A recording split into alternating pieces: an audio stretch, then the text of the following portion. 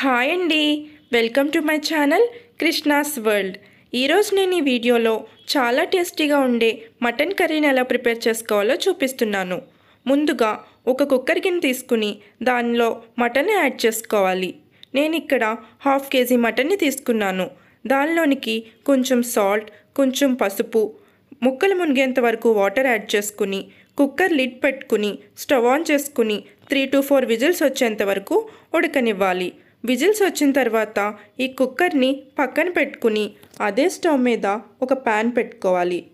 Pan బాగా వేడైన తర్వాత సిమ్లోనే పెట్టుకుని దీనిలోనికి కొన్ని ధనియాలు, కొంచెం జీలకర్ర, కొంచెం దాల్చిన చెక్క, 3 యాలకులు, కొన్ని లవంగాలు, 7-8 జీడిపప్పులు, చిన్న ఎండు కొబ్బరి, కొంచెం గసగసాలు వేసుకుని డ్రై రోస్ట్ చేసుకోవాలి.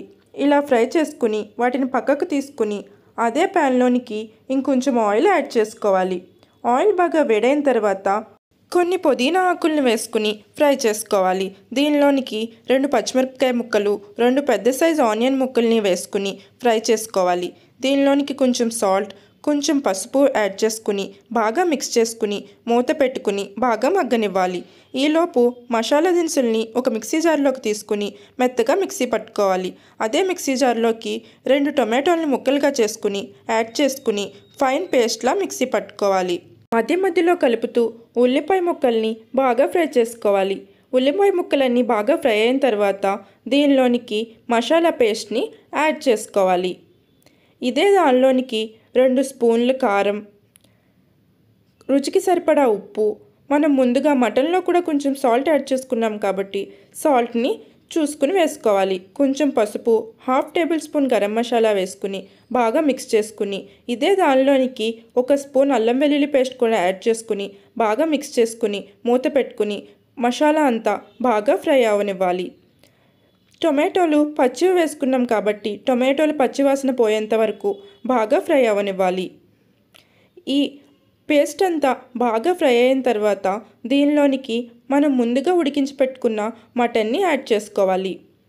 ఈ మటన్ అంతా బాగా మిక్స్ చేసుకుని ఈ మసాలా అంతా మటన్ ముక్కలకి పట్టేంత వరకు స్టవ్ని సిమ్లోనే పెట్టుకుని మూత పెట్టుకుని బాగా మగ్గనివ్వాలి.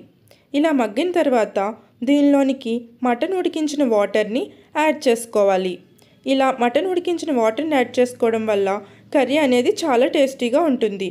మటన్ వాటర్ యాడ్ చేసుకున్న తర్వాత స్టవ్ని సిమ్లోనే పెట్టుకుని మూత పెట్టుకుని బాగా ఉడకనివ్వాలి. స్టవ్ని అస్సలు హైలో పెట్టుకున్న సిమ్లో పెట్టుకుని మాత్రమే ఉడకనివ్వాలి. ఇలా ఉడకడం వల్ల కర్రీ టేస్ట్ మరింత పెరుగుతుంది. ఇలా ఉడికిన తర్వాత ఉప్పు కారం చూసుకుని తక్కువైతే వేసుకోవాలి.